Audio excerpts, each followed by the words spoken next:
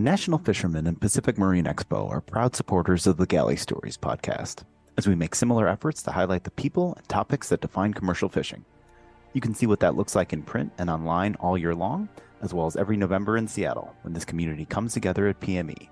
Check out nationalfisherman.com and pacificmarineexpo.com to learn more. Hello and welcome to Galley Stories, stories of the Bering Sea and beyond, hosted by Mark Kaler. My name is Penka Jane, podcast deckhand and longtime listener. We'd thank you to subscribe to the podcast and leave us a review. Here's today's catch. Hello guys, welcome to another installment of Galley Stories, stories of the Bering Sea and beyond. I am your host, Mark Kaler. And today we're here with Captain Mark Ludwig, also known as Birddog. How you doing, Birddog? Really good. Really happy to be here. All right, let's just jump right into it. Where were you born, what year, and what got you into fishing? Born in Everett, Washington, General Hospital, 1965, October 14th. My mom and a good friend of hers, Shirley Chandler, they were in the same hospital room together, and my longest friend, obviously, Chris Chandler, was born 2 days before me, and they stayed in the hospital longer then. And then I was born on the 14th, and as far as getting into fishing, my father didn't do it. He was a petroleum truck driver and other jobs. We had a neighbor in Everett, Washington. I grew up in 1730 Baker, and about a half a block away was this really cool guy, Ron Erickson. We call him Dog Man. And he would have us fill needles for Herfy burgers. And the more you get a burger for every needle you'd fill. But yeah, when you're 7-8 years old, and like, what are these for? Well, he's a commercial fisherman, and we'd, wind these needles for him as he's mending his nets. And the Arnsteds, Pete Arnstead, who are...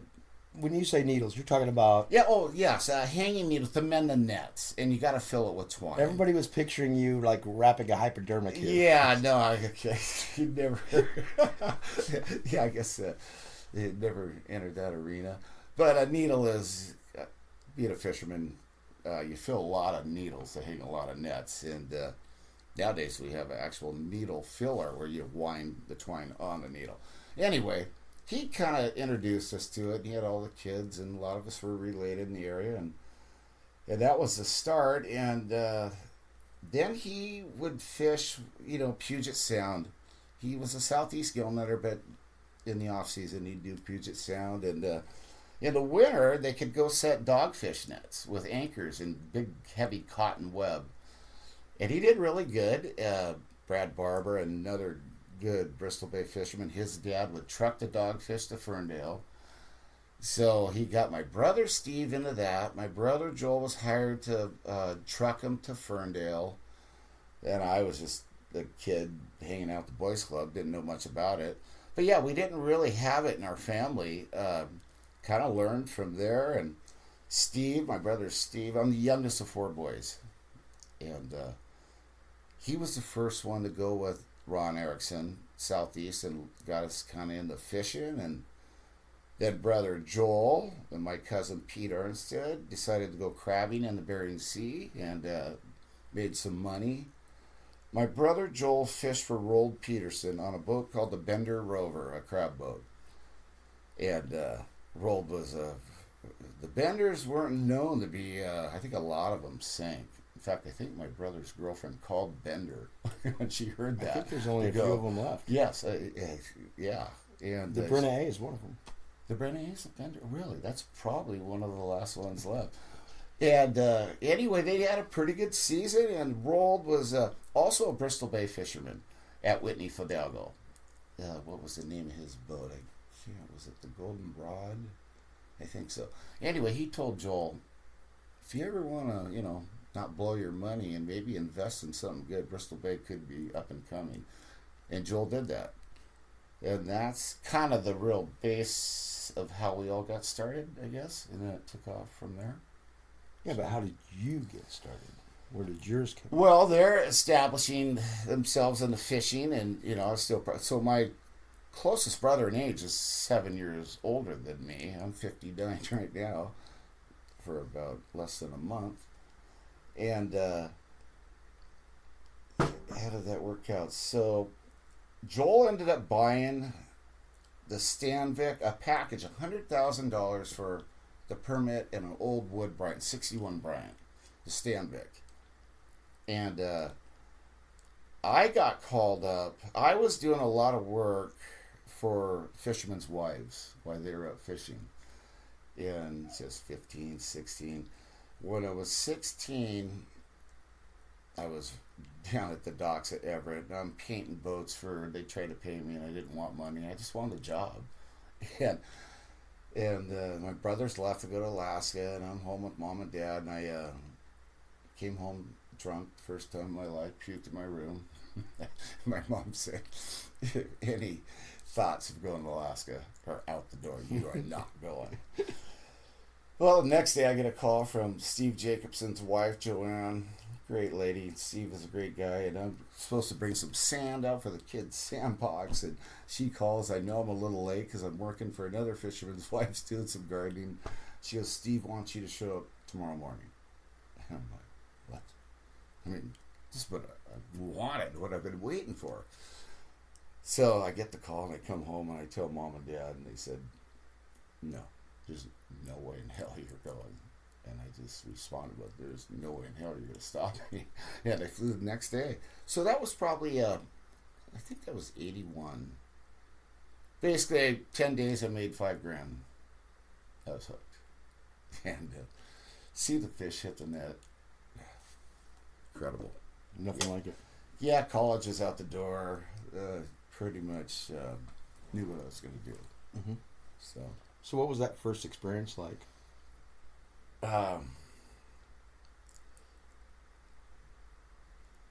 Pretty. Wait, let's slow it down. You were 16. Yeah. And you're on your way back to Alaska for the very first time, or 17, right? 16. 16. Yeah. So you get on. How do you get on the plane? I mean, how do you get a ticket? So it was a strike year, right? I'm so young. I don't know what the hell that's all about. I had to fly up, and I was told to go to Whitney Fidalgo. You'll find your brother there. And he fished for Bob Loudon, which is North Trident now. And get there, and he'll tell you what to do. So I get there, and they have no idea I'm coming, my brothers. So my brother Steve was over at Kenai Packers, and Steve and Pete Arnstead were crewing for Ralph Parague at Kenai Packers. They were on strike. Joel was with Bob Loudon. I show up at Whitney Fidalgo. And I walk down this bunk room, kind of someone directed to where my brother might be, and I hear ping pong balls in there, and they're playing ping pong. And it's a big tournament. The guys are lined up, and I'm like, God, I thought we were going to be fishing up here. Well, it was a strike, but I still was like, God, look at the camaraderie, the guys living. It's just boys camp, and it looked really cool. Well, I was picked up. I know this probably offends some people, strike here, but I got picked up on a fuel dock at midnight because it was. And I think it was Trident's first year. Steve Jacobson was a Trident fisherman, and anyway, went out there in 10 days, and it was over. And kind of late in the season when I came up, and it was like nothing I've ever been a part of. It was just I was hooked. And the following year, Joel ended up buying that wood boat, and so they were out duck hunting. I think I wasn't there. I was in school, and they decided, okay, brother Steve's going to go with Steve Jacobson. I'm not going to be with Jacobson on the N9, a shore boat, which I think Chad Studebaker started on. Anyway, I slept under the table because there was no room. And which I curled right around that little table stand, and I was just happy to be there. As Jeff Songstead, who is one of my best friends to this day, he was kind of the cook, and he's cooking hamburger helper there, and I'm young, I'm hungry. And he's sitting there, and and they got Steve Miller going, the skipper and the other guy are having a BB Coke after the opening, and I'm just taking this all in, and this is where I want to be. But I still want to know how much of that hamburger helper I'm going to get. Yeah, and I got my share, but not what I wanted. But anyway, Steve was a guy that kind of was one of the first ones to set a net fast. It was just exciting, and he collected Corvettes in the off season, and good-looking guy, married a beautiful woman, and This is, you're getting infatuated. Well, yeah, what else would you want to do? Yeah. So that's kind of how it started. So the next year, like kind of overlapping stories, they decided I would go with Joel in the new in his wood boat. Steve goes over with Steve Jacobson, brother Steve, and then my cousin Pete Arnstead. Him and I were the crew for Joel on the Stanvik, which was Pete Arnstead and my brother Joel. I've been surrounded by incredible fishermen, and no drum, pull by hand. 150,000 pounds was a goal, which seems kind of like a light goal these days, but then you put it in perspective of no drum, pulling by hand every set, which didn't seem that hard after you got used to it. And yeah, that's how it happened. But that second year, I had a pretty bad accident. And I don't know if you can ask about that. I don't think about it much. I'm okay with it. Let's flow into it. So Pete Arnstead, myself, are crewing for my brother Joel in the Stanvik, a 61 Bryant, actually built at the net shed in Everett, which is pretty cool because I had a locker there forever. And when I was in high school, I'd go in this old shed, take my friends, and you'd open this big garage door, and you could pull cars in there, and then you shut the door, and no one knew you were in there. Pretty good party spot. And yeah, then it come to find out that those old Bristol Bay boats, those Bryants, were built right there. So that was really cool history. Anyway, things are going good. We got a goal, 150,000 pounds. We've been up for probably 48 hours. We didn't care. We were just so into it. But you got to remember, we're new. You know, we're not experienced gill netters. We're pretty new to this. So the wood boat, like when you first fly up, the first thing you do is put a soaker hose inside the hull to swell the boat up because these wood boats are out of the water and the gaps get bigger when they sit out. So you get that and get the boat all dialed in, and but it still will leak a little bit. So in the shaft, we had a middle hatch. We had like 3 hatches on the sides, and then a middle one down the middle, and then 3 boards that covered the shaft that goes down into the propeller from the engine. Well, that's where a rule bilge pump was at, and that just pumps here. It has a float switch that when the float switch raises up, it pumps the water out. Well, that can get kind of tangled up with debris, whatever, so you got to go clean it every once in a while. And we'd been up, and we hear a hot report.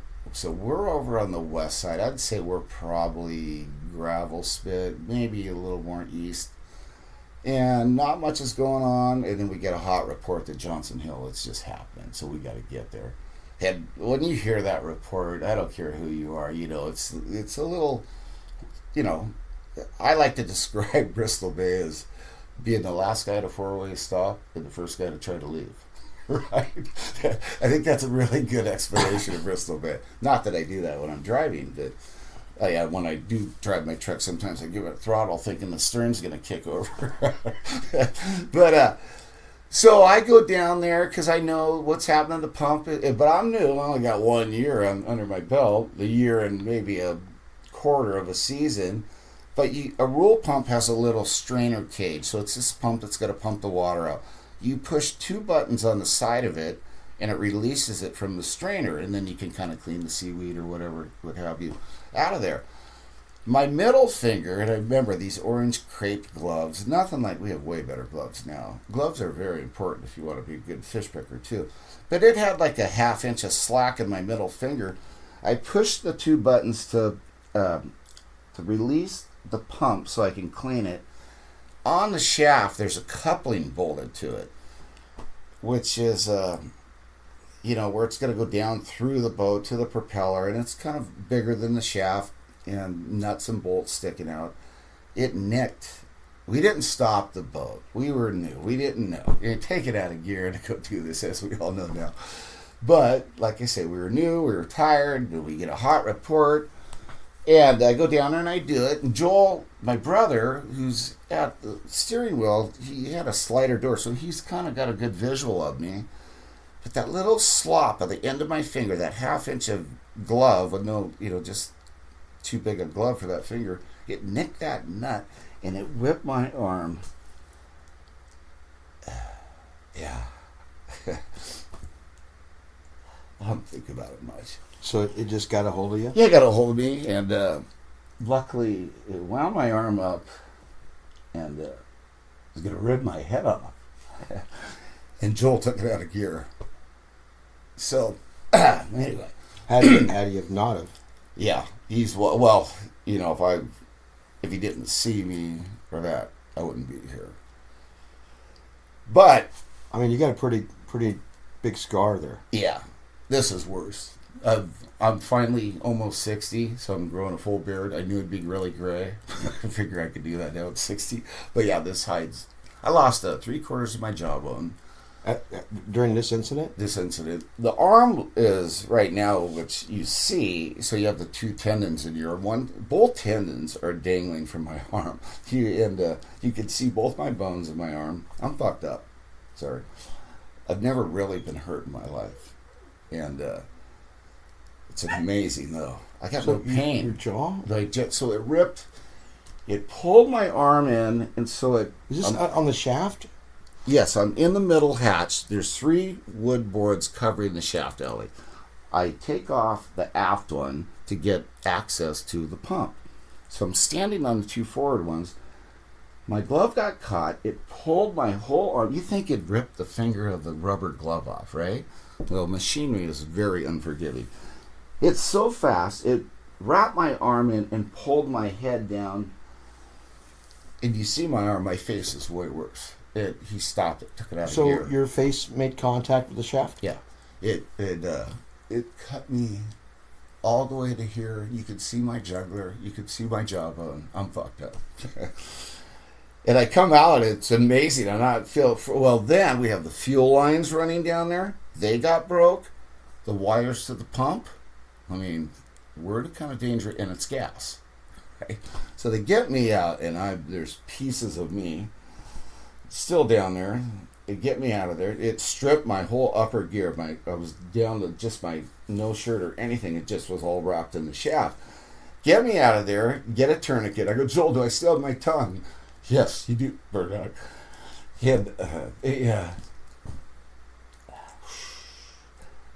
Put a tourniquet. Before we left town, I put some centerfolds up on the ceiling down the folks hall. So I'm laying down there, and I just say, Sapphire, the Jungle Princess, I'm going to live. And I'm holding my arm. Okay. No, we're dead in the water. Dead in the water. So, like I say, the fuel lines are leaking gas. Pete goes down there, takes care of all that stuff. He probably crimped them over, got the wires out. Pete Arnested, yes. My cousin. My mom's first cousin, so we're second. He takes care of that, but then, and Joel's doing everything he can do, they start taking an orange raincoat and waving it to attract another boat. I mean, what was it? It was, it was 82. Finally, a boat sees us, and I was just thinking about that. God, I wish I knew what boat came and grabbed us and towed us, another gillnetter. And I, to this day, don't know, but I'll have to inquire about that. So now, where are you going to tow us to? Luckily, at the Y, and I'm pretty sure it was the Bering Trader, I think a Kemp tender at the time, had a helicopter on top. So they got us to that, but it's a high-sided processor, right? And they're I'm down, I'm looking out the little porthole, and I hear them, they're trying to get a cargo net, a brailler or something to crane me up there.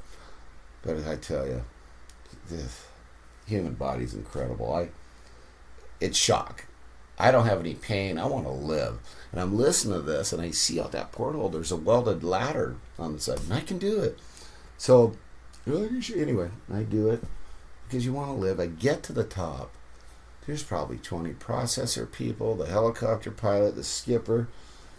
Time I get up there, I got 2 tendons hanging about 8 inches from my arm. Both bones are exposed. My face is worse. They all start puking their guts out. That was a sight. Can't believe you're walking right now. I think that's what's so incredible about the human body. I mean, just the shock is just right now, I'm just all focused about living. The pilot's puking. Give me a towel. And someone gives me a towel. I wrap my arm and I go, let's go. And he got me to the Kamai Clinic. And, we had a goal, 150,000 pounds. But like I said, I'm not feeling any pain for as bad a shape as I'm in. I'm okay, but I gotta have a pen. They're like, what? I just need to write something. I just wrote, I'll be okay, 150,000 pounds. And I remember we talked about it, 10 years later. Joel goes, because he was there too at the Kamai. He flew with the pilot. He goes, I'll never forget when they lifted your head to pull the pillow out. I lost almost half my blood. So I was pretty bad shape. Well, I don't really remember how they got me from the Kamai to King Salmon, but I remember they had to get people off the plane, move some seats out to get my stretcher in. And then got me to Anchorage at Providence. And, the hospitals in Alaska, the rest of the country, it's a lot of cancer, but there's a lot of accidents in Alaska. In fact, my roommate, Joe McGill, good-looking guy, they were homesteading some property, and I think they had one too many guys in a small plane. They were buzzing a grizzly bear for fun and crashed, broke his back. That was my roommate. We actually had a great time at the hospital. He knew the cook down in the hospital at midnight. They'd come and give me my last pain shot. I'd go over here with, he goes, hey, can you? He was paralyzed he couldn't get up to use the bathroom. I could, but my mouth was wired shut, so he could eat. I had everything through a straw, but I could get up and use the head, right? He could, so we had something on each other and became really good friends. And I mean, for such a weird deal, had a good time in the hospital. But I don't know if you want to cut in, but I mean, the story goes on and on. Bristol Bay was really intriguing to a lot of crew members because it was really short. Love's in the air, summer, bikinis are being worn, and you're gone. But if I could go pull this off in a month and get the hell out of there, yeah. Well, when you're young... How long was the recovery? I'm kind of leading into that with this, but... Actually, there was quite a few surgeries. My lip was pulled down like this. I'd be talking to somebody and had not a lot of feeling there. After a lot of surgeries, they did a Z cut because my lip had pulled down. So this guy, he'd explain to me, we're going to cut here and we're going to cut it as a Z, so like accordion back up. Worked great. I think it turned out pretty good because I was messed up. So probably like 18 surgeries. And probably, I was 2 months in Anchorage and then a lot of outpatient surgeries at home. I'm going to say for full recovery, probably 2 years, but I was still active. But the thing about Bristol Bay, and this kind of leads into what your question is that, like I said, it's short and sweet and guys like that. But my brothers, one in particular, he goes, Birddog, you're an idiot. You're arguing, this is pre-accident. You're arguing with Dad on everything. You think you know everything. I think everyone kind of goes through that. But I'm going to try to save you 7 years of bullshit. Everyone around you is trying to teach you shit, right? So suck it up. My life kind of started there. So the key that he told me about Bristol Bay was the timing. Back then it wasn't IFQ, so you could do the black cod, and I had 2 halibut trips, right? The 2 48 hours. And maybe 3 weeks of black cod. That timing is perfect. Get done with that, hit Bristol Bay. Maybe then get a good job on a good seiner. Instead of running the boat up from Everett and 3 weeks of painting it, you just fly into Craig and jump on when it's go time. Which is a whole nother story. And guys that like that here, I just get there right when it's good. But that's the beauty of the Bay as a crew member. The timing, you could hit every fishery. Then you get that seiner southeast, and you run home. Then there's a little Puget Sound sanding. If you wanted to, you could collect unemployment all winter which I, not to have anything against, I just didn't do that. But so I really took that to heart. By the time, so I've recovered now from my injury. Well, wait, let me back up. I had the good sane job right after Bristol Bay when I got hurt. So I was going to fly from Bristol Bay to Craig. Already lined up. Lined up with Rick Lindblom, who was Nelbro's top top seiner. He had a backup market, Klobok Seafoods, which I think is where Silver Bay kind of started. Because with seining, we hated being on the limit all the time. I had the job. I had it all lined up, and then an accident happens. Well, a good friend of mine replaced me down there. So I get home probably a week before the Southeast Seiners are heading home to Everett, and I was committed to hang a Puget Sound sockeye net. I've always hung gear. My brothers taught me how to do that real early. Yeah, so I do that, and I kind of recovering here, and I got to hang that net. So I was in that old gill net shed where the Bryants were built, and I'm hanging it, and it was good. There wasn't physical therapy back then. Because I've had some lately. I've had a new shoulder, and physical therapy is incredible. But I don't remember that even being talked about, which is kind of weird. And boy, I'm really big on PT. So hanging nets kind of was my physical therapy a little bit. And I'm in there hanging this net by myself, and I'm kind of getting used to my new arm and all that. And Rick Lindblom got home from Southeast Alaska, and I mean, he was the boat you wanted to be on. And he goes, "You think you can run skiff for me this fall in Puget Sound?" I said, "Hell yes." And so I'd run skiff, and I'd take this left arm that would not fully extend, and I'd grab that tow line, and I'd turn the skiff, and I kind of did my own physical therapy with the skiff, till stretching my arm out. But someone still thought I was able to do something, and that was a big part of recovery. In a weird way, I've lost one tendon. We're made with extra parts. Pretty bad. This is what insurance is really for, And Joel told me, I forget who he's insured by, I think it took $200,000 to fix me, multiple surgeries, and they told him before the season they were out of the bay. And he goes, "Well, there's $100,000 left. You should go for it." I'm like, "What do you mean?" He goes, "Well, you're pretty much going to sue me." I'm like, "What?" "Well, you'd be an idiot if you didn't. The money's there." Well, that was kind of weird because all my brothers are my heroes. So, all right. He's saying to do it. I did it. And long and short of it all, I came out of it really good. And I probably sped my life up. Bought my permit. My boat. So, okay. Got through that. That's the emotional part of my life. But, weird thing. Worst thing that could ever happen to you turned into, I am not going to say the best, but I've never had an accident on my boat with my crew. And, got through it. Okay, well, let me ask you this. We keep saying Birddog, Birddog, Birddog. Where does that come from? I was come from a really big hunting and fishing family. There was low snow in Savannah, and this one farmer left a lot of corn, and the mallards were just pouring into this field, and my brothers and all of us were really into hunting. So I don't think Mom and Dad knew anything of Birddog. I wasn't Birddog that day until later.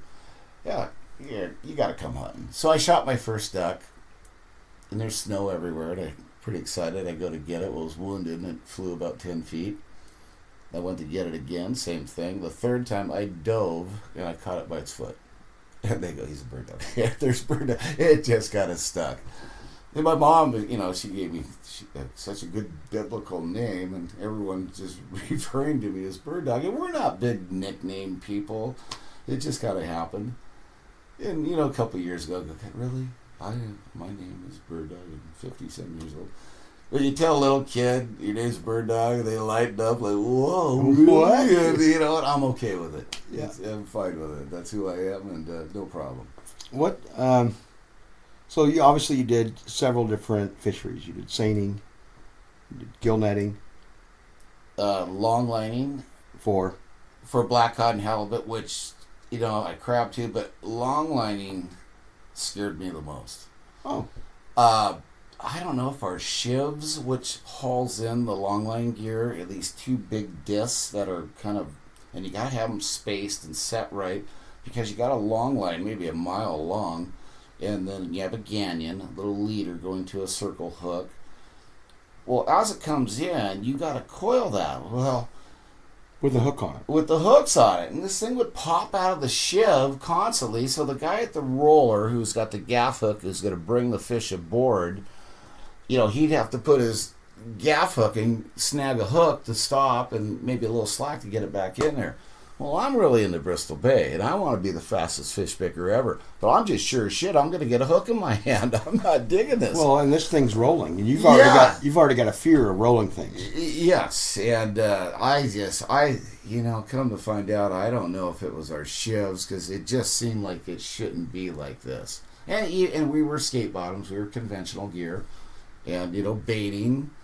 And put your name on your skate too. You could be a fast baiter, but that sucker goes out in a snarl. We don't care how fast you are, you just didn't do it right. So all that, and that was repetitious work. You think, God, how could I ever get that done? Like baiting a skate.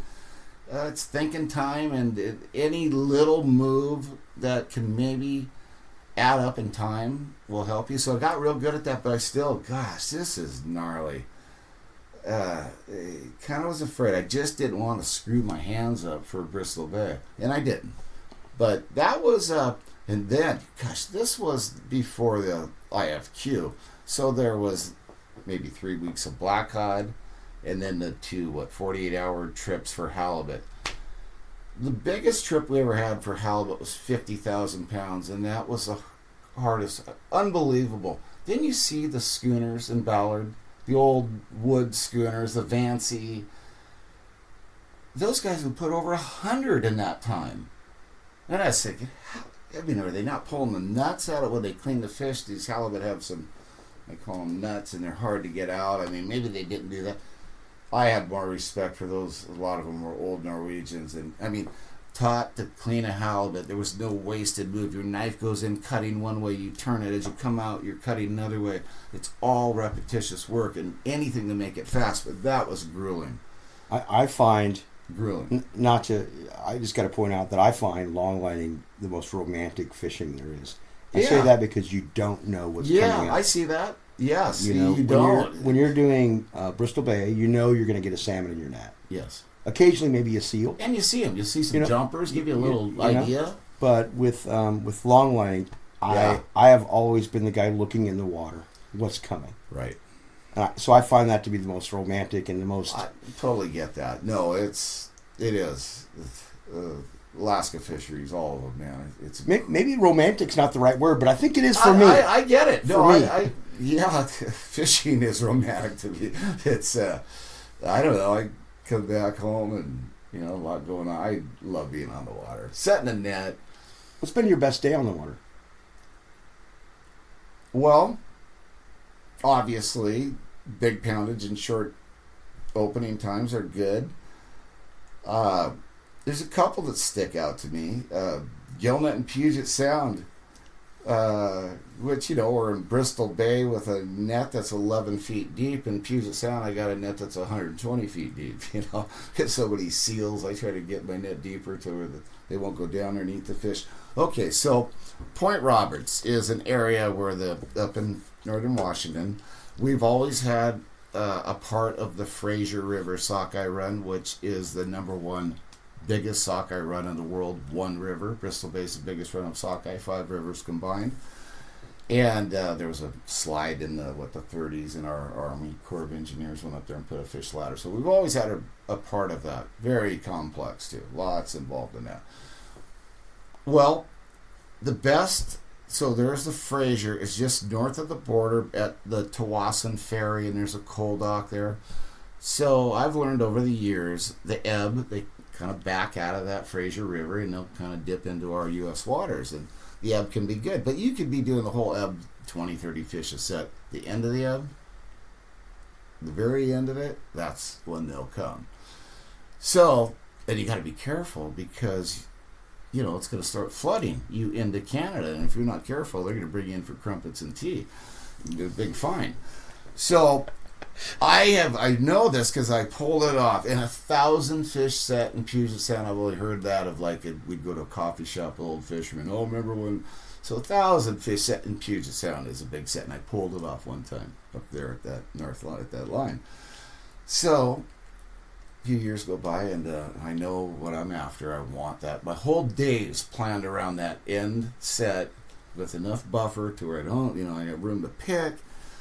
And I got it. I got the set. And there's probably 3 hours left, and I'm looking at the tide. There's no one coming. Okay, this is going to be money. And getting picks out. I go, okay, because I got to get this pick quick, because I don't want to go to Canada. I want to pull this off. So here, all of a sudden, here comes this slow boat, and he's running by. I'm like, oh, God, he's going to take me out. So I'm in a bow picker, a 28-foot Tim Vardy built at Seahorse bow picker, fantastic boats. I'm towing my net to keep a little curve in the end of it, a little hook, so the fish, they kind of like to hit that. So being a bow picker means my drum is in the bow and my cabin is aft, like some crab boats, but way smaller scale.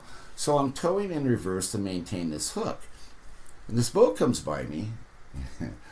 He kind of grins at me, because he goes by, you know what I'm going to do, We take each other out, right? You don't like corking, go be a seiner and anchor up and take turns.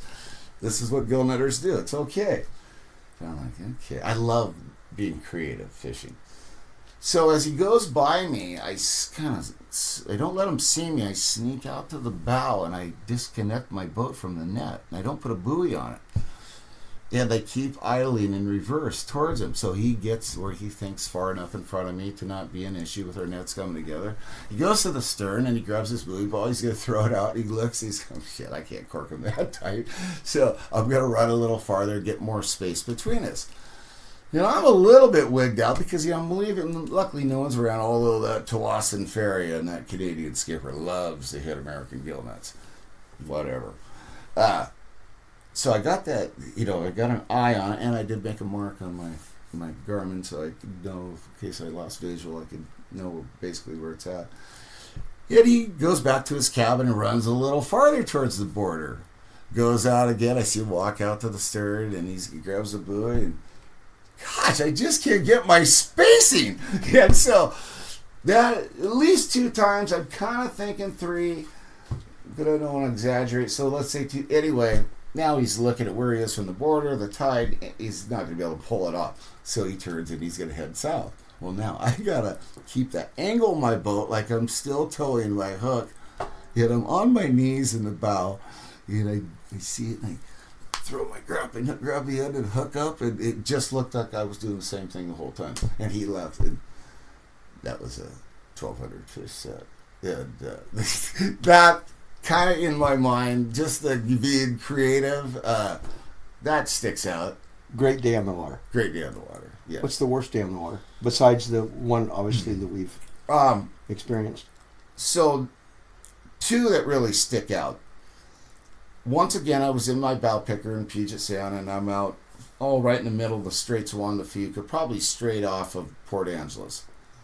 And I look back at this, I think, gosh, what was I doing with no one else around me? Because you need support in case something happens. So I'm towing my net, and it's blowing 20. Love getting fish, Yeah.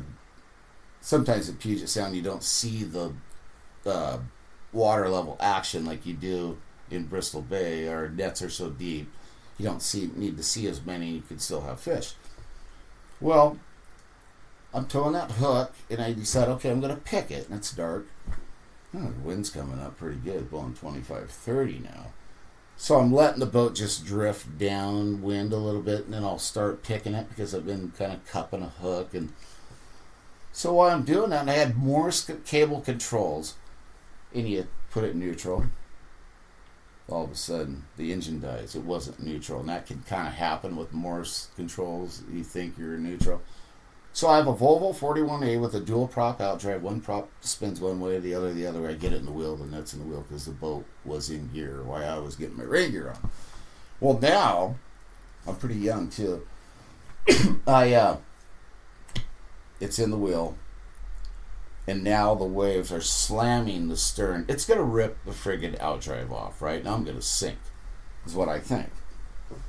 I gotta do something. How many people are on the boat? Me.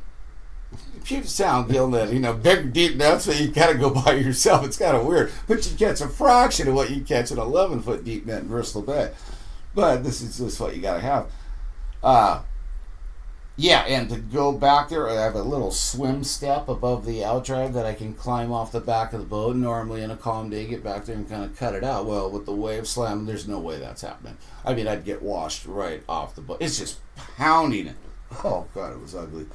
So what am I going to do? So I put my survival suit on, and I pant. So the drum has line on it that I'm going to hook to the end of the net and start winding it aboard.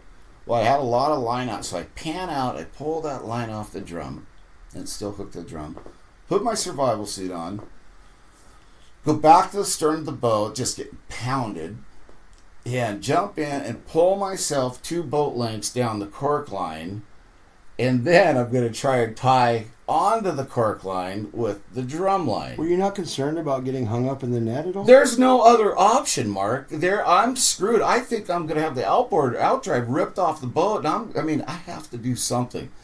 Even if someone came to help me, I didn't know what the hell they could do. It's just violent back there. So I come up with this idea. And pulling myself in the waves, and I pull myself, and I'm like, okay, well, I gotta be twice the length of the boat, and what I'm trying to achieve is tie this on, which they do a lot of good knots, but it's probably gonna just slide down it, and put the corks and beat them like pearls on a string, and I'm not gonna get what I want. Luckily, I got back to the boat. Now I hit the drum that turned the bow into the weather. So it gave me a loop of slack, and now my stern's in the lee of the wind, and I could get back there and cut it out. It did. But I think about that. That's why my Puget Sound boat's for sale right now. I'm almost 60. Because I was still thinking about it. Yeah, well, a lot up in Bristol Bay, it's sand, and we don't get a lot of other things in our nets. Solo fishing and... survival suits, they look great on TV, guys. Oh, yeah, and you got the mitt, and you don't have a lot of dexterity with tying a knot. They look great on TV, guys. They look like they're going to save you, but they are not the most ambidextrous pieces of equipment you can use. Not at all. And you really don't have a lot of control. No. They didn't try to tie that knot, what knot are you going to tie on a taut cork line that's going to bite, right? Right. Yeah. And I just I kind of know it's probably not going to work, but I don't know what else to do. Other thing I would probably have done if that didn't work, which would be go out a little ways and try, but I can't cut 270 meshes of cork line. There's no way. So anyway, it panned out, and I got out of it. That was one of the worst days. The second worst day, which is probably way worse. So I was doing that black cod thing and long lining, and before Bristol Bay, Rick Lindblom, his number one main mate ran the boat this year, and we were off Kayak Island, and it's amazing, long line in the big, huge Gulf of Alaska. It was kind of hard to find a set because you're setting like a mile a gear, and there's big factory longliners and big boats, and we were doing all right, but kind of hard to find room because you don't want to set your long line over the top of another guy's. It's just you know what. You're a crew member at this point? And I'm a crew member at this point. And Dave Benedict's running the boat. Ronnie Cunningham, who we just lost. Let's see, who else? Anyway, we decided to tough the storm out. And the big boats are picking their gear. And we're like, hey, we've got ground now. If we could tough this out. We're in a 58-foot limit seiner. So we have a rack. We have the hatch combing that comes up. And off of that, we had bolted this rack. And we were skate bottom. We'd stack our skate bottoms. And we have 2 little temporary... You put them on for long lining, these kind of shelter roofs over the boat. And they'd bolt on, and that's where you'd bait and kind of be out of the weather. Well, that storm came, and we had no business being there. And we took a wave. Normally if you just put your bow into the weather and the waves, you can kind of idle through the big ones. This was not. This was give it gear to climb the wave and not be in the valley. We had no business being there. So one hit us. That rack system that held our gear broke free.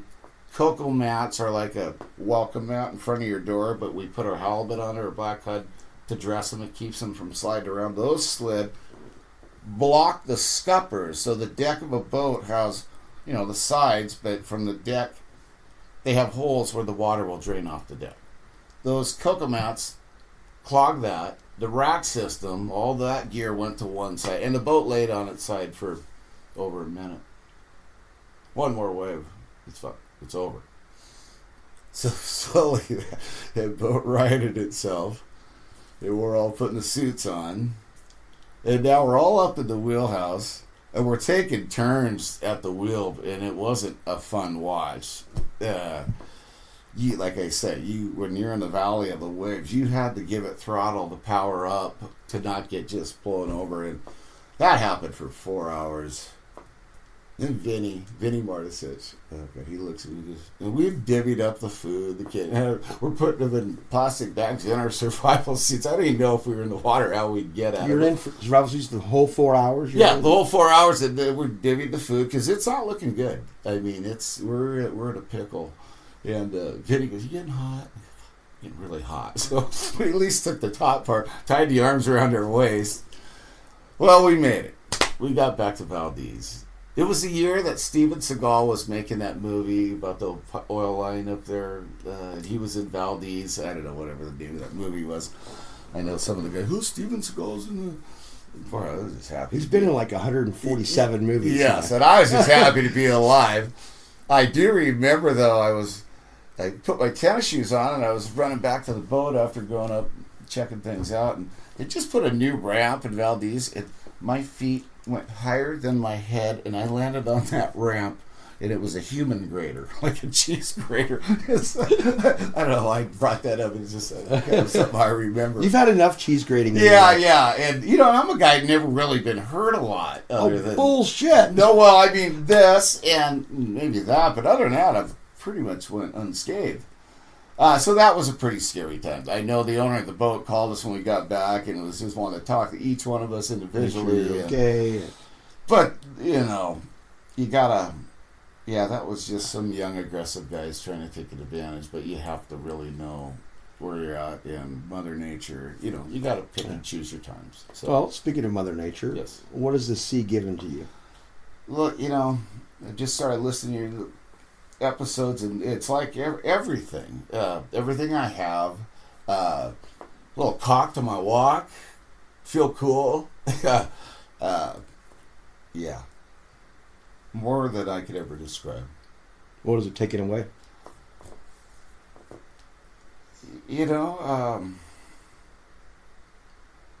Really, everyone's got their time. We've lost some people. Been involved in, not on my boat, but a group of us fished late in Ugashik, way late in August, and go down the Cinder River and do silvers, and closed over the weekend, and got in on shooting a caribou with Paul and Lacey. He used to run the Far and West Leader, and got to go to Ugashik Village, and I just love those two. And had a great weekend out fishing, hanging out with them. Got in on shooting a caribou, then we go out, and Chris Bachon had the boat, the Hardtack, and he was partners with Tony Gaccioni, and we'd lost Tony the winter before. And Chris is on the Hardtack with his girlfriend, and we're coming back from Cinder, and it's pretty rough, and it's at night, and we're going to go back into Ugashik and go to Dago Creek and regroup. And his boat, he had an expansion tank on the back of the outside of the cabin, and that boat was a Rawson, and it was a little rough. And I think he was actually grabbing salt water of a bucket to put to his expansion tank, just to keep him. Probably shouldn't do that. Anyway, Janine gets up and goes on the radio, Chris fell overboard. I think that's what he was probably trying to do. And Nick Mavar's running his boat. It's me. It's Doug. What's his last name?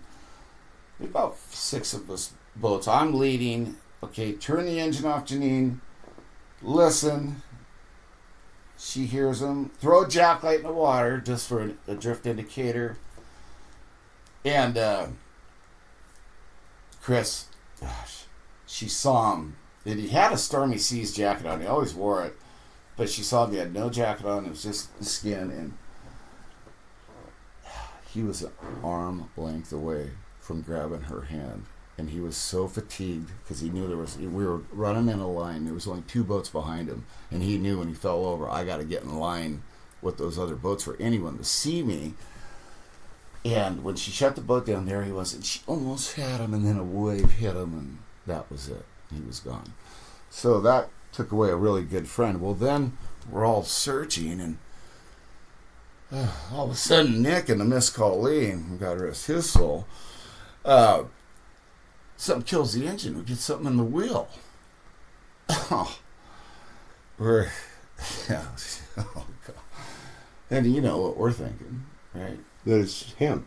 Yeah. And it's been a while now, and now, Coast Guard's been called, and they're really happy about the jacklight in the water, and everyone's doing everything they can. And now I got to tow Nick, and I go, well, we gotta put it in gear. But we waited.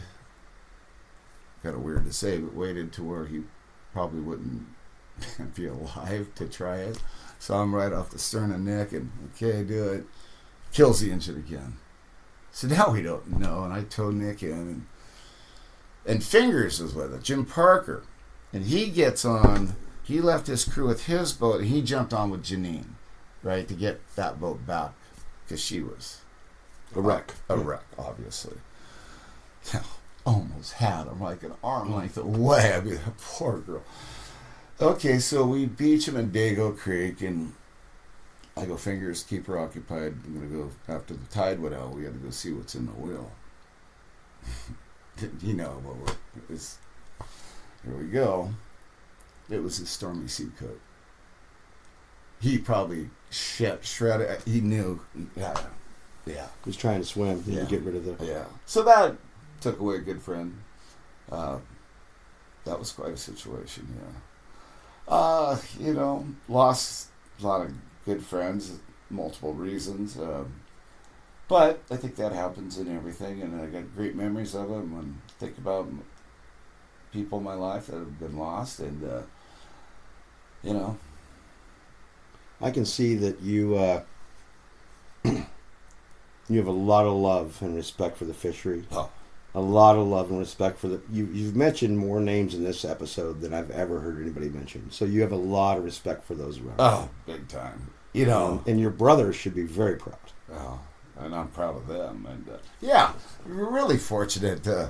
My dad didn't do this. You kind of usually follow what your people do, and this was something that just kind of...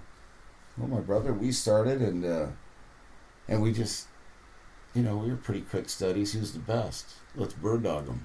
We'll figure out how to do it, right? It's funny. It's funny because with no background in it, consistently, year after year, at least from my perspective, you're one of the highliners of the fleet. I appreciate that. And it's numbers based, right? So. Yeah, and it's something I work for. It's a NASCAR pit crew.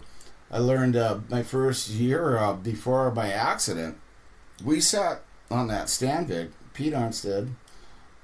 Actually, Pete had bought, it was the next year. Yeah, I recovered, I'm back there. And we were not real mechanical, my brothers and I. We were Boys Club gym rats. My dad coached over 30 years. Yeah, but we were in the sports. 4 boys, and we lived at the Boys Club. My dad... Probably 30 years football, baseball, basketball coach. Didn't anything well. He got a lot out of it. Just hanging out with good kids and teaching them. But really funny guy too. I mean, I was Laverne. My buddy was Shirley. He'd tell him, "Yeah, my knee hurts. What knee? Your left knee, your right knee, your weenie? Come on, Laverne." just always flipping shit. And that's kind of how guys talk to each other. That means you're, I don't say, God, Mark, your eyes are really beautiful. That's not how we talk. They are, though. Yeah. They are. Kudos. So we just flip shit. And, my dad was the king of it, I remember I had this, some girl comes in early in my dating, and I'll say it. Anyway, Mark, you got a visitor at the front door. If her nose was full of nickels, she'd be a millionaire. But I mean, he just was that way. So, anyway, I don't know where we're at now. This is great. Well, now we're at the rambling part, Birddog. Yeah, I could do that a lot of cool stuff's happened to me. Funny stuff was probably a lot I think's funny that most people wouldn't really get. But the long and short of it is, and I've heard a lot of your people say this that have done the interviews. No, I wouldn't trade it for anything. Anything. Even the experiences, good and bad, It's all character building. But Bristol Bay, I could, if I got a new crew member and you run your net and you happen to get that death dance where the cork line sinks, and so these fish, they swim and they don't see our gill net, right? They all of a sudden they hit it and they're trying to fight through it. They come up out of the water and walk on their tails, and then the gills, they're caught. But that is one of the coolest things to see. It's also money too. But when I have a new crew member and he sees that first thing, if he's like, I really pay attention to his reaction. Yeah. If he lights up. Yeah, I can tell right away if he's going to be with me for a while or not. I mean, the passion of it. I mean, I never get tired of seeing it. In fact, I'm trying to come up with a way to have a wall mural of a cork line. And then with motion detectors and some cameras in the floor, as you walk along it, the cork line sinks and it comes up with that. What I was telling you about with the fish hitting it. It probably won't happen, but I'd love that. If you dream it. Some kinetic art that would just show a cork line doing that. I first, thank you for listening to the episodes recently. Jeez, my dad always said there's 10% that don't get it. I didn't get it for 5 years. I didn't even know it existed. Then I got turned on it, and I just can't get enough of it. I thank you for that. Snooks. As a little kid, I've heard about this incredible woman. A legend. But I don't know much about her other than I just always want to know. But to hear about her from her own voice. Gosh, Wes Swimmelar. I loved it. Just go to work. Put the damn computers down. I love Wes. Is just fantastic. Vic was the last Trident guy that was a little bit in charge of paying us. That was a fisherman. You know what I mean? Kind of, right? And then now he's retired. Actually, he's built a really cool place in Eastern Washington, not far from me. That's what he keeps telling me, but I never get the invite. No, I know. Isn't it funny how? And I've mentioned this. It's really hard to find because it's on a road called Cum Road, and the kids steal the sign all the time. It's just funny that, and this is with the entire industry, you and I have not had a lot of interaction. No. We're speaking, but we know so many of the same people. You mentioned Pete Arnstead, right? He's number 99. Pete's the best tide change fisherman ever. Not to interrupt, but I'm gonna. In Bristol Bay, when you're flooding into the district, that's safe. And now you're ebbing out of the district. But there's a lot of fish at tide change, right? There's shit going on there. But to have without getting tickets, too. Pete's never had a ticket. He is the tide change master. Because, we've done a whole flood. I don't want to just drop back down, kind of chill out. No, that's go time. And I've learned that because I have been taught by being the youngest of 4 boys and then cousins. You really got no excuse if you pay attention. Mm-hmm. It's easier, right? Absorb it. You mentioned that earlier. Yes, that was huge. So really, I'm just a little part of every one of them. So if they get pissed off if I ever beat them, well, that's part of what they gave. There you go. It's your fault. Yeah. How would you feel if I was a derelict? Right. All right, Birddog. thanks for taking the time. Yeah. But I want to finish with, do you have any final thoughts that you'd like our listeners to hear? Well, or, I do. Or your family or whoever. I do. And, the company's already got my fish, but I still like to promote it because I'm so passionate. I could sell salmon. When you're passionate about something, and it is like the number one healthiest food you can put in your body, it feels so good to be a part of that and a guy that harvests that. So, farm fish has its place. I get it. It's consistent, whatever. But I sit there at Costco and I look. Okay, you got the farm salmon right there in that bin, and you got our sockeye right next to it. So what you're looking at is probably the top 5 unhealthiest things you could put in your body. The farm fish. Wait till the red dye affects them. You want to see what the real color is? It's gray. The seagulls in Chile are pink because they eat the pellets. They order their color. But the worst part of it is that, and I want to leave people with this, take a half hour of your life, and this has been, studies been out for a while, it's called Salmon Confidential. Google it. It'll blow your mind. What the effect is, they kill off wild stocks. Canada, who likes to seem environmentally friendly, so you got Big Vancouver Island, and all to go the north way, which 80% of the Fraser River sockeye run out-migrates to the north, and they're going through Seymour Narrows and all these skinny little channels, and the pens are up there, so they're going through, and the pens are just leaching out poisons. Salmon Confidential will really explain this to you. There's a Canadian biologist, and they sent her out of the country. They wouldn't let her do the study. She studied the out-migration of the ones that go north of Vancouver Island and the ones that go south and out the Straits of Juan de Fuca, where there's only one pen in Cyprus. Educate yourself. I go to everywhere I go, I've had great friends that have kind of flown me around.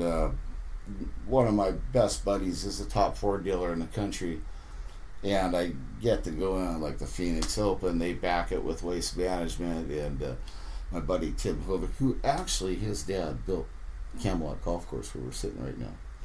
And we're not actually on the golf course, guys. No, we're not. But he's in with the big potatoes at Ford, and they all want to come to Bristol Bay. They all know Birddog now. And anywhere I'm at, I'm promoting sockeye. Right? I love to go to a big group, a table of a bunch of women out there. I always tell them, you eat one sockeye a week, you can do anything you want. You can even run with me. Tim Vincent said the same thing. Oh, it's his secret weapon. It is. So anyway, I said Costco. But a lot of people aren't. They're generalizing. I'll say this in California. Well, I don't want to eat a wild salmon because the stocks are hurting in California. So they're generalizing all salmon per area. Bristol Bay is something every American should be so proud of, how it's managed. We get whacked if you go over the line hard. But it's a world model of how fisheries should be managed. I think all Alaska fisheries are. And, Chuck had a big part of that. Chuck Bundert with Trident Seafoods getting the 200-mile limit done. And I think he said at Senator Ted Stevens, you get that done and I'll invest everything. And Alaska will be the greatest seafood place in the world. And then there you have it. It is. So it's something to be very passionate about. And it's so healthy. But they buy that farm fish. And, it's just eat it. Chuck sent us back to Minnesota when they were ConAgra was invested with Trident, and Ron Anderson was a big crab fisherman in Bristol Bay. Fingers, Song, a bunch of us. He sent us back to these Cub grocery stores, and we had to promote salmon. So we got like the Costco lady that's cooking it, and then we're wearing our rain gear. And Trident did a cool video of Bruce Springsteen, born in the USA, and all the videos of how it's all done. And people would walk by and go, "Yeah, I don't like salmon." And I go, "Okay, could you maybe just try a bite of sockeye?" In the Great Lakes, I guess a lot of boat launches have signs that say, "Don't eat the belly meat of the salmon because of pollution." So Maybe you don't like salmon, and that's for everything. I mean, maybe someone's only ate farm salmon. I try to non-bias eat it. I'm not a commercial fisherman. I'm just a consumer. It sticks to the roof of your mouth. They got to put a ton of crap on it to make it even taste good. Wait till you see what color it is when they don't put the dye in it. So, top 5 unhealthiest things you can eat. And right next to it, 1. Usually number 1 healthy, Dr. Oz and whoever's doing that study. How many years now? Superfood. How many years have we been over 50 million? First half of my 40 plus year career, which is weird. It's fun to say you've done something for 20 years. You say 40 years ago. Because I'm always his youngest brother. I'm young. But Bristol Bay, 43 years. It's... Oh, God, I lost my... We can see where your passion's at. Yeah. No, I wouldn't trade it for anything. Really, just... Yeah, I can't stress enough. My job is harvesting something that keeps people healthy. And, yeah, I love it. Not a bad gig. Not a bad gig. And there's no guaranteed paycheck. It's all about what you do. I got to buy 2 of everything. Yeah.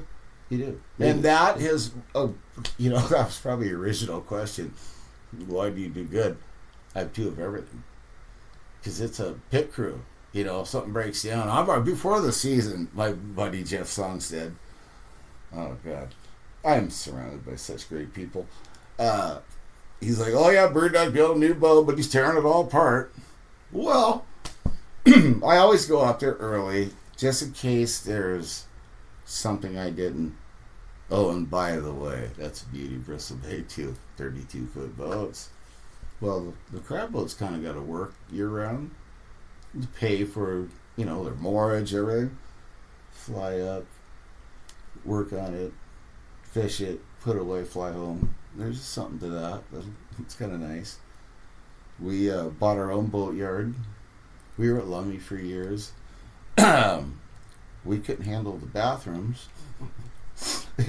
We said, if we're going to be here, we need to up our quality of life. We bought a piece of Tundra, 12 guys splitting it. It's not too much money. And I think they call it the Street of Dreams or whatever. Our bathrooms are clean, and yeah, it's good.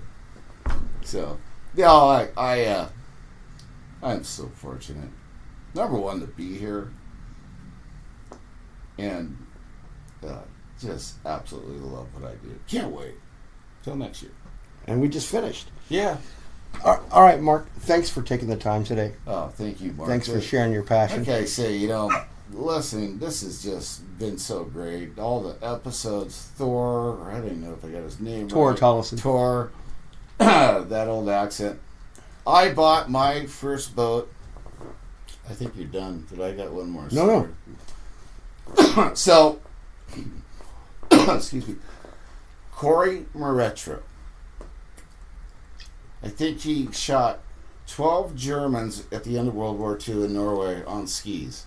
King of Norway said, you're going to fly wherever you want. He went to South America. He was a pilot. Got into oil, all kinds of stuff. Well, he turned out being a big Corey and an incredible Bristol Bay fisherman.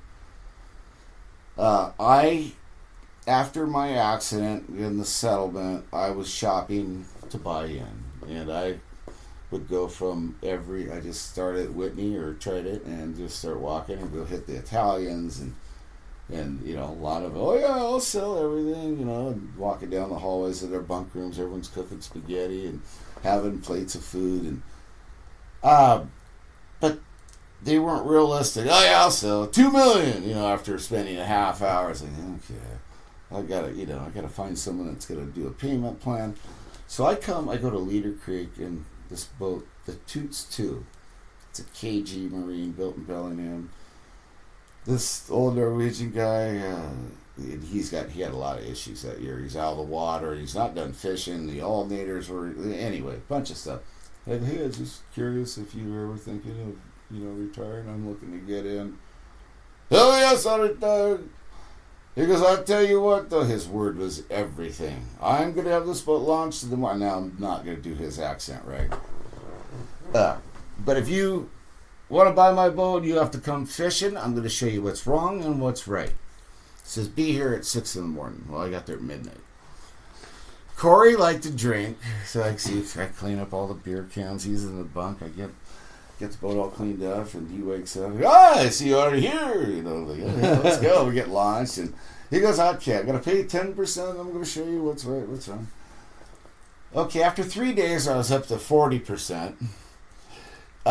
So the boats in Bristol Bay are now flush deck, where it's just one same level deck. Back earlier, you would have in the stern a cockpit, we called it, lower than on top of the hatch as the deck was raised. So Corey, in the first opening, he did like to drink a few beers. And he was 6'6", huge guy. Actually, he had 34 fights, boxing, never lost a fight. The King of Queens Cannery over in Essex, he said. Anyway, he's walking back to help me pick, and he falls on the edge of the hatches. I know he broke his ribs. Corey, all right. Oh, God damn it, Mark, it takes a lot more than that to fuck me up, he would say, right? Like, okay. Well, now he could see I could set the net, I could kick the net, so he could just sit in the cabin and drink beer, and I'd come in and, hey, Corey, Mark, I gotta go put a good set there. You look like you know what you're doing. Well, we had this flip-down chart table, and he would show me these sets, which I still have today. But he liked to pound the table when he was really emphasizing his point. And so the beer cans would go flying, and I'm picking shit up. So he pounds the chart table. The chain breaks. He hits his forehead on the edge of the stove. Now he's got a nice welt right across his forehead. I know his ribs are broke. Okay.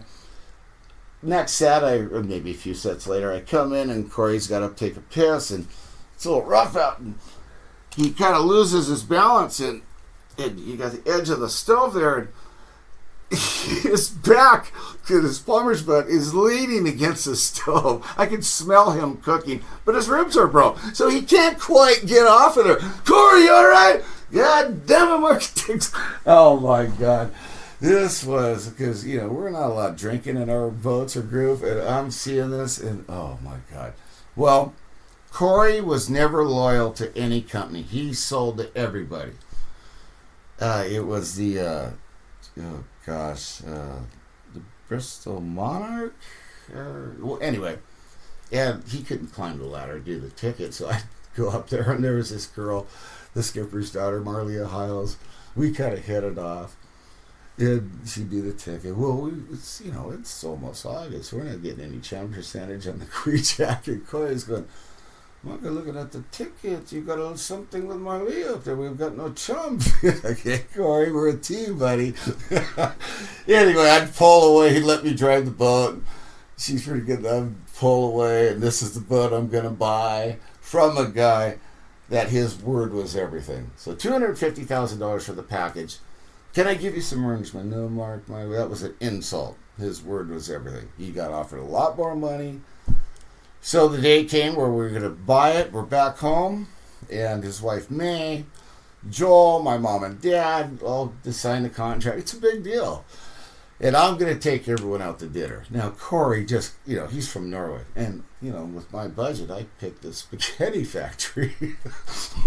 May goes, Mark, spaghetti. So we found a cod place.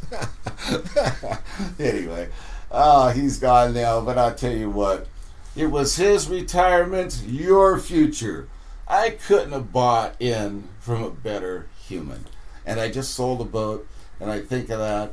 I just sold the Eden to a guy named Casey Day, a Petersburg guy, and I tried to do everything to where that was a really positive experience, and that's how I'll do everything. So yeah, I just had to get that in.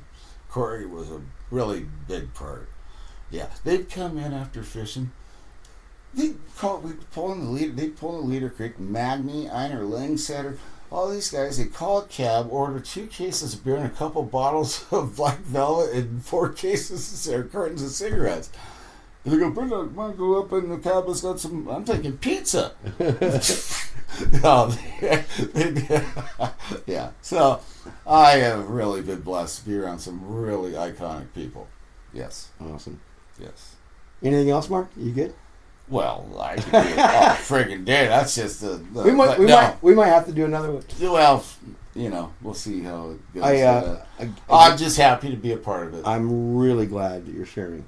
Yeah. So thanks, Mark. Yeah, this is, like you say, when you're dead and gone, we can listen to it, and you probably won't, but someone else might. Right.